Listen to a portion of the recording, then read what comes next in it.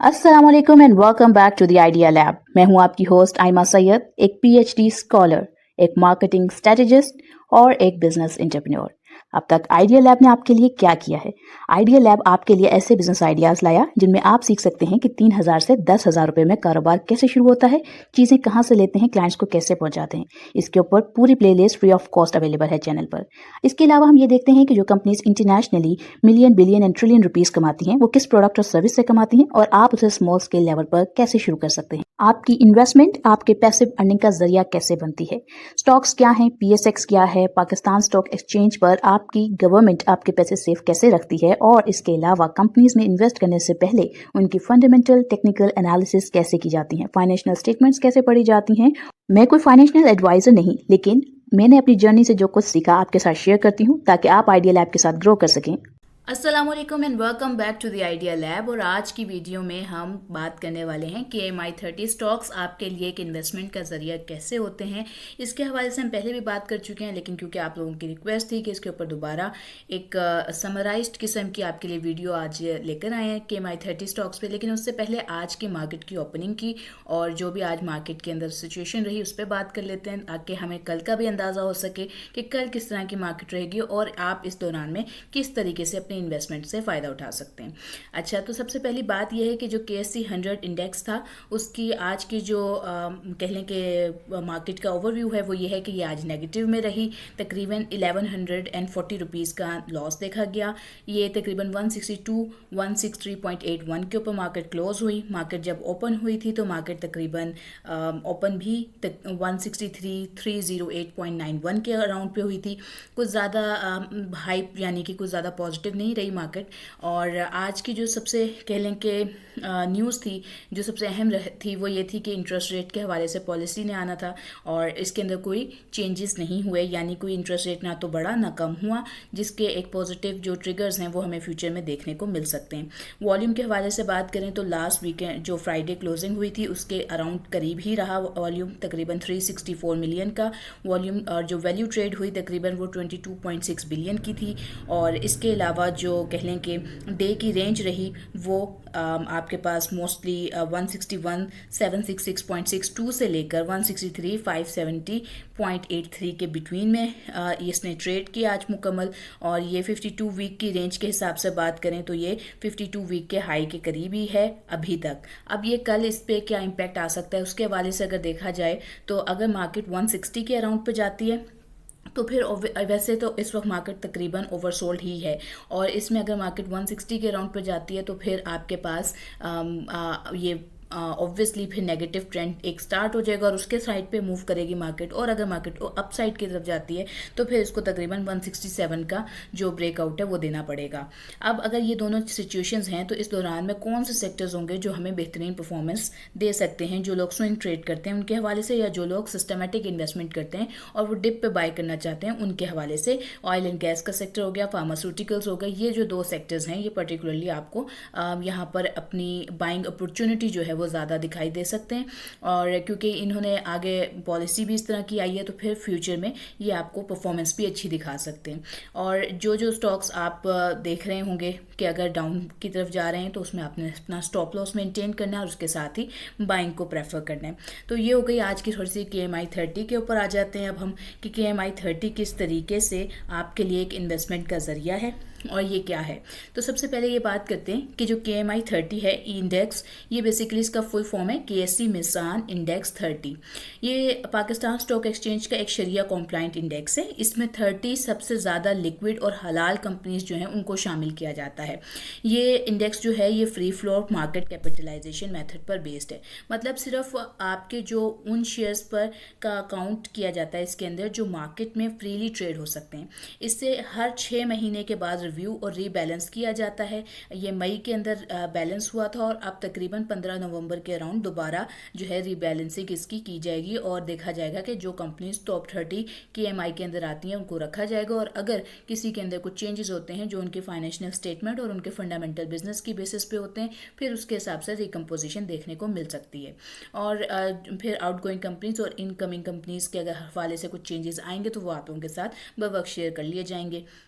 और अगर हम बात करें कि ये जो कंपनीज़ हैं ये शरिया रूल्स को फॉलो कर रही होती हैं, इसी वजह से इनको इस इंडेक्स के अंदर शामिल किया जाता है। अदरवाइज़ हमारे पास जो कह लें कि KMI ऑल भी मौजूद है, जिसके अंदर तमाम कंपनी शामिल होती हैं जो कि शरिया कॉम्प्लाइंट हैं, लेकिन वो कह लें कि उतने स्ट्रिक्ट रूल्स उनके ऊपर अप्लाइड नहीं होते हैं। और इसके हवाले से ये है कि ये अगर हम बात करें कि ये इम्पोर्टेंट क्यों है, इसको इम्पोर्टेंट क्यों समझा जाता है, तो इसकी इम्पोर्टेंस की वजह सबसे ज़्यादा ये है कि जो KMI 30 है ये एक हलाल इन्वेस्टमेंट का जो है ना, एक इन्वेस्टमेंट का जो ज़रिया है उसे समझा जाता है, क्योंकि इसके अंदर जो कंपनीज़ हैं वो बेसिकली अब इनकी जो इनकम रेशो है वो 5% से ज़्यादा नहीं होनी चाहिए। उनकी लिक्विडिटी के ऊपर, उनकी लोन डेट जो हमारे पास रेशो होती है, वो सब चीज़ें फिक्स्ड हैं। सो उन तमाम चीज़ों को, उन तमाम पैरामीटर्स को कंसीडर करते हुए उनको ये टाइटल दिया जाता है कि ये शरिया बेस्ड हैं या नहीं है। और उसके अंदर भी जो टॉप 30 होती हैं ये उस के हवाले से देखी जाती हैं। तो यानी इनकी मोस्टली जो कह लें कि अगर आपको इनकम रेशोज़ देखेंगे वो 0.04% होंगी, या 0.00 में होंगी, या 0.6 तक जा रही होंगी, जबकि इसके मुकाबले में बहुत सारी कंपनीज होती हैं जो तकरीबन 4 या 5 के राउंड होती हैं, क्योंकि वो फिर भी मतलब उनको रूल्स तो फॉलो करने ही पड़ते हैं जो शरिया कंप्लाइंट होने के हैं, लेकिन वो एज़ कम्पेयर कम होते हैं। जो KMI ऑल के अंदर कंपनीज होती हैं वो कम एज़ कम्पेयर रूल फॉलो करती हैं जो KMI 30 के अंदर आती हैं। और जो जर्नल इन्वेस्टर्स हैं वो इसकी तरफ इसलिए अट्रैक्ट होते हैं क्योंकि इसके अंदर डाइवर्सिफिकेशन का एक्सपोजर भी ज़्यादा होता है, और ये कंपनीज जो हैं वो सेफ़ हैं, यानी कि इनके अंदर स्विंग ट्रेड का ऑप्शन भी मिल जाता है बहुत सारे लोगों को। इसके अंदर लॉन्ग टर्म इन्वेस्टमेंट की अपॉर्चुनिटीज़ बहुत ज़्यादा होती हैं, और इसका जो रिटर्न है ना वो हिस्टोरिकली अगर हम आगे भी चल के भी बात करेंगे कि वो बहुत सारे इंडेक्स से बेहतर आया है। और अगर हम ये बात करें कि इसको इन्वेस्ट करना क्यों चाहिए, इसके क्या बेनिफिट्स हैं इन्वेस्टमेंट के, तो सबसे पहले तो बात आ जाती है डाइवर्सिफिकेशन।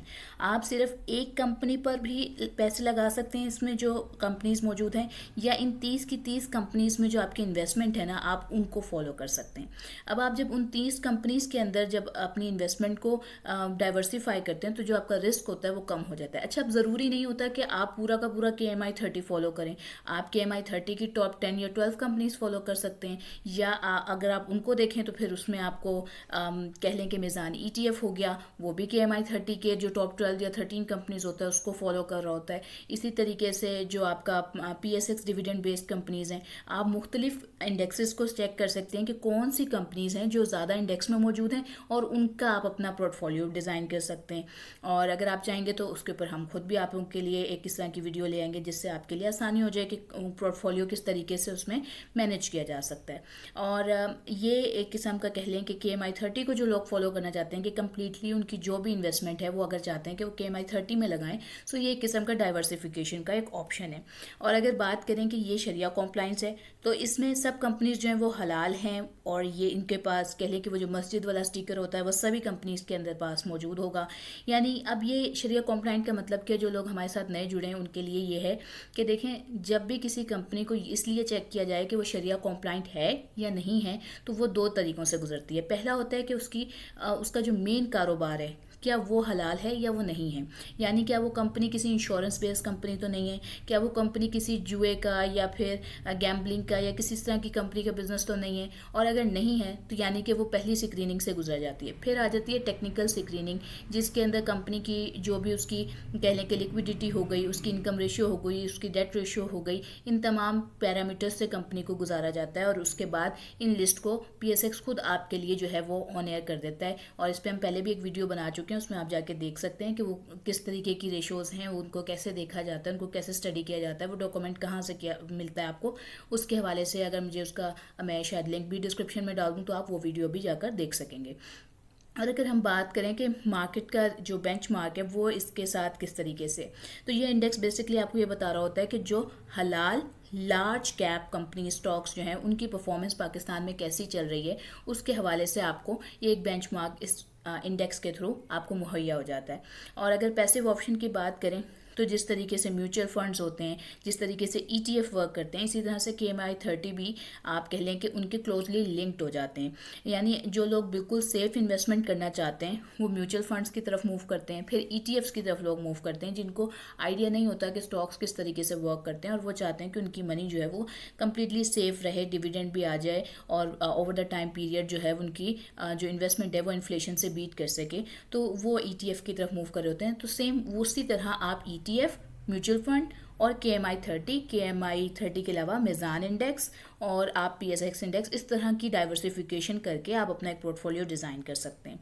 अब अगर हम आज सिर्फ हिस्टोरिकली एक बात आपसे यहाँ से शेयर करें तो जो KMI30 था, इसने जो है कह लें कि जो KSE30 है, यानी कि जिसमें पूरी जो कराची स्टॉक एक्सचेंज की टॉप 30 कंपनीज आ जाती हैं, जिसमें ये पाबंदी नहीं है कि ये कंपनीज जो हैं वो शरिया कंप्लाइंट हों, उनसे ज़्यादा बेहतर रिटर्न दिया है। यानी टॉप 30 कंपनीज जो PSX की हैं उनसे बेहतर जो रिटर्न था, जो पॉजिटिव इंडेक्स रहा था, वो KMI30 का रहा था हिस्टोरिकली। अब अगर हम ये बात करें कि इसको बनाते वक्त इसकी एलिजिबिलिटी और ये सारी चीज़ें किस तरह से देखी जाती हैं, तो सिर्फ वो कंपनीज आती हैं जो शरिया फ़िल्टर्स को पास करें, यानी बिज़नेस का हलाल होना, इंटरेस्ट कम होना, नॉन हलाल इनकम के जो थ्रेशहोल्ड हैं उनसे भी नीचे होना। और अगर फ्री फ्लोट की बात करें तो सिर्फ फ्रीली ट्रेडेबल शेयर्स को काउंट किया जाता है इसके अंदर। जो कंपनी मार्केट में एक्टिवली ट्रेड हो रही होती हैं और बड़े मार्केट कैप रखती हैं वो सेलेक्ट की जाती हैं। और अगर हम बात करें कि इनका रिव्यू, तो हर 6 मंथ्स के बाद इनका रिव्यू रीबैलेंसिंग की जाती है। अब अगर हम ये देखें कि इन्वेस्टर्स के लिए इन सब चीज़ों का क्या मतलब होता है, तो KMI30 इन्वेस्ट करने का मतलब है कि आपने टॉप 30 शरिया कॉम्प्लाइंट कंपनीज के साथ अपनी इन्वेस्टमेंट कर ली है और अब जैसे जैसे उनका रिटर्न आएगा वही रिटर्न आपका होगा, यानी आपकी इन्वेस्टमेंट भी उसी तरह से ग्रो करेगी जैसे उनकी इन्वेस्टमेंट ग्रो कर रही है। अब हम यहाँ पे ये बात करते हैं कि आपने KMI30 में इन्वेस्ट करना किस तरीके से होता है। तो इसमें सबसे इसके मुख्तलिफ ऑप्शन हो सकते हैं। सबसे पहला ऑप्शन क्या है कि आप उन 30 कंपनीज के जो KMI30 में मौजूद हैं उनको अलग अलग बाय कर लें। अब वो आप कैसे करेंगे, आपके पास यहाँ एक तस्वीर भी मैंने लगा दी है। ये KMI30 की इस वक्त की कह लें कि कंपनीज हैं जो इसमें मौजूद हैं। इसमें आपको इंडेक्स वेटेज नज़र आ रही है। इसमें यानी कि वेटेज का इंडेक्स वेटेज का मतलब ये है कि इंडेक्स के अंदर इस वेटेज पर ये कंपनी मौजूद है। तो आप वेटेज को फॉलो करते वक्त कि अगर आपका 10,000 रुपये का पोर्टफोलियो है कि आप 10,000 रुपये मंथली इन्वेस्ट करना चाहते हैं, 20,000 करना चाहते हैं, 30,000 करना चाहते हैं, तो आप इस परसेंटेज के हिसाब से वो नंबर ऑफ शेयर्स जो हैं वो बाय कर सकते हैं। तो इस तरह इंडिविजुअली इन कंपनीज को बाय करते हुए आपका KMI30 अपना जो है वो तैयार हो जाएगा और आप उसको मंथली देख भी सकते हैं कि कंपनी की कोई वेटेजेस जो है वो KMI30 के अंदर चेंज हुई हैं, तो आप उसके हिसाब से उसको रीबैलेंस भी कर सकते हैं। और आप चाहें तो उसको आगे चल के जैसे अगर कोई कंपनी उसमें से एग्जिट करती है तो देखते हैं कि उसको क्यों एग्जिट किया उस कंपनी ने, क्या वो शरिया कंप्लाइंट नहीं रही है या कोई और प्रॉब्लम है, तो उसके हिसाब से आप अपने जो भी स्टॉक्स हैं उनको रीबैलेंस कर सकते हैं। अब दूसरा तरीका ये होता है कि बहुत सारी जो म्यूचुअल फंड्स होते हैं वो KMI30 को फॉलो कर रहे होते हैं, तो आप उनसे पूछते हैं कि आपका जो म्यूचुअल फंड है क्या वो KMI30 को फॉलो कर रहा है, तो फिर आप म्यूचुअल फंड के थ्रू भी इसमें इन्वेस्ट कर सकते हैं। और इसी तरीके से अगर हम ये बात करें मिज़ान इंडेक्स फंड की बात करें, जो हमारे पास ये टॉप 12 कंपनी जो KMI30 के अंदर मौजूद हैं उसको रेप्लिकेट करता है, तो आप मिज़ान इंडेक्स को भी फॉलो कर सकते हैं। अब अगर यह बात करें कि बहुत सारे जैसे ETFs हैं उसमें भी एक KMI30 की जो कंपनीज होती हैं उनको फॉलो किया जाता है, तो आप किसी भी जो है ETF को बाय कर सकते हैं। और अगर आपने कह लें कि जो आपका KMI30 है ये बेसिकली आप इसमें से सारे स्टॉक्स भी खरीद सकते हैं, इसमें से कुछ भी खरीद सकते हैं। आप इनको साथ साथ अगर कंपेयर करें दूसरे इंडेक्स के साथ तो उससे आपको बेहतर कंपनीज का भी अंदाज़ा हो जाता है। अब अगर हम ये बात करें कि प्रैक्टिकल ऑप्शंस के एक छोटा सा अगर यहाँ मैं एक आपको अगेन एक ओवरव्यू दे दूँ तो वो यही है कि इसके लिए आपको करना क्या होगा। सबसे पहले तो आपको ट्रेडिंग अकाउंट होना ज़रूरी है जो आप किसी भी टॉप 10 ब्रोकर्स के साथ ओपन करवा सकते हैं, जो PSX खुद आपको मेंशन कर देता है कि ये टॉप 10 ब्रोकर्स हैं और आप उनमें से किसी के साथ भी अपना अकाउंट ओपन करवा सकते हैं। उनको ओपन करवाते वक्त क्या चेकलिस्ट होती है वो हम ऑलरेडी डिस्कस कर चुके हैं। और इसमें आप ये देखेंगे कि आपका जब अकाउंट ओपन हो गया ये क्या वो नॉर्मल अकाउंट है या सहूलत अकाउंट है, उसके हिसाब से आप अपनी इन्वेस्टमेंट डाल सकते हैं। सहूलत में आप 10 लाख से ज़्यादा नहीं कर सकते, नॉर्मल अकाउंट में आप की कोई लिमिट नहीं होती। इसी के साथ आप CDC अकाउंट करते हैं, सहूलत के साथ आपको सब अकाउंट मिलता है और जो नॉर्मल अकाउंट होता है उसके साथ आपका इन्वेस्टर अकाउंट आप ओपन कराते हैं। CDC अकाउंट आपके पास एक लॉकर की तरह होता है कि जहां आपके पैसे जो हैं वो सेफ रखे जाते हैं। और इसमें फिर आप जो है सेलेक्ट कर सकते हैं कि आप ETF खरीदना चाहते हैं, KMI30 के स्टॉक्स को इंडिविजुअली बाय करना चाहते हैं या किसी और इंडेक्स को फॉलो करना चाहते हैं। और उसमें आपकी मर्जी है कि आप एक साथ ही लमसम अमाउंट उसमें ऐड करना चाहते हैं। लॉन्ग टर्म के लिए करना चाहते हैं, स्विंग ट्रेड करना चाहते हैं, या फिर इंटरडे ट्रेडिंग करना चाहते हैं, या SIP यानी कि सिस्टमेटिक इन्वेस्टमेंट प्लान का स्टाइल जो है उसको जो है ऑप्ट करना चाहते हैं। ये आपकी मॉनिटरिंग फिर आप करते रहेंगे इंडेक्स की। अगर आपने इंडेक्स में इन्वेस्ट किया है KMI 30 के कि उसकी परफॉर्मेंस जैसे आ रही होगी उसी तरह की परफॉर्मेंस आपकी है। और एट द एंड ये वो कंपनीज हैं जिनके ऊपर आपकी इकोनॉमी स्टैंड कर रही है। तो ये आपको ऐसा नहीं होगा कि ये अचानक से जो है बैंकरप्ट हो जाएं सारी की सारी कंपनीज और ये भाग जाएं, या ये बहुत ज़्यादा लॉस दिखा दें, या ये बहुत नेगेटिव में जाके क्लोज हों ईयर एंडिंग पे। तो इन्होंने अल्टीमेटली बेस्ट परफॉर्मेंस दिखानी है अपनी, और जब ये अपनी बेस्ट परफॉर्मेंस दिखाएंगे तो इनके साथ साथ आपकी परफॉर्मेंस भी जो है, आपके जो पोर्टफोलियो की परफॉर्मेंस है वो भी बढ़ती जाएगी। अब अगर हम ये बात करें कि इस पोर्टफोलियो के अंदर आपके सजेस्टेड कोर्स क्या होंगे, तो इस KMI 30 को इस्तेमाल करने का सही तरीकाकार क्या होगा। तो KMI 30 फंड का सही तरीकाकार ये है कि आप पोर्टफोलियो की बेस बना सकते हैं इसको, यानी कि आपका 50 से 70%, मोस्टली मेरा कहना यही होगा कि आप लोग अगर बिगिनर्स हैं तो आप 70% जो है अपनी पोर्टफोलियो KMI 30 पे रखें, और 30% के साथ में से 10% से 15% आप अपना ट्रेड बैलेंस में रखें, ताकि आपको जब भी डिप मिलती है आप वहाँ पर बाइंग कर सकें। और बाकी जो है आप ETF में बाय कर सकते हैं, या फिर आप जो है उसको स्विंग ट्रेड के लिए भी इस्तेमाल कर सकते हैं। सिस्टमेटिक इन्वेस्टमेंट प्लान को आपको अपनाना चाहिए, यानी कि हर महीने एक फिक्स्ड कर लें अमाउंट जो आपने इन्वेस्ट करनी है। इससे आप जो है वो एवरेजिंग भी कर पाएंगे अपने शेयर्स के अंदर, और लॉन्ग टर्म के अंदर आपका जो बेनिफिट है वो बढ़ सकता है। और डिप्स के ऊपर बाय करें। ऑब्वियसली जब भी KMI 30 नीचे जाएगा, एस मार्केट कभी भी एक स्ट्रेट ग्राफ के तौर पर वर्क नहीं करती, यानी कि ऐसा नहीं है कि मार्केट ने आपको हर रोज जो है वो पॉजिटिव और ग्रीन सिग्नल्स ही देने, और ऐसा भी नहीं है कि KMI 30 है तो ये क्योंकि टॉप 30 कंपनीज हैं तो और शरिया कॉम्प्लाइंट है तो ये ग्रीन ही रहेंगी। इन्होंने नेगेटिव भी होना है, और इन्होंने लोगों को एंट्री एंड एग्जिट पॉइंट्स भी देने हैं स्टॉक्स के अंदर। सो ये जब भी नेगेटिव होती हैं वो आप उसको कभी भी बुरा ना समझें, उसको अपने लिए एक बाइंग अपॉर्चुनिटी समझें, और उस पॉइंट पर अगर आपके बाइंग ऑप्शन से नीचे की तरफ है वो, तो ऑब्वियसली आप वहाँ पर खरीद सकते हैं, जिसे आप एवरेजिंग कहते हैं। और आप इसमें अगर कोई चेंजेस आए KMI 30 के अंदर जो एनुअली आए हैं, तो उसके हिसाब से आप भी अपने पोर्टफोलियो के अंदर इसको चेंज कर सकते हैं। अब अगर हम बात करें रिस्क कंट्रोल के हवाले से, तो एक सेक्टर पर ज़्यादा डिपेंड नहीं करना चाहिए। शरिया कॉम्प्लाइंट का मतलब रिस्क फ्री नहीं होता है। इक्विटी इन्वेस्टमेंट का मिनिमम 5 से 10 ईयर्स का हॉरिजॉन आपको देख लेना चाहिए।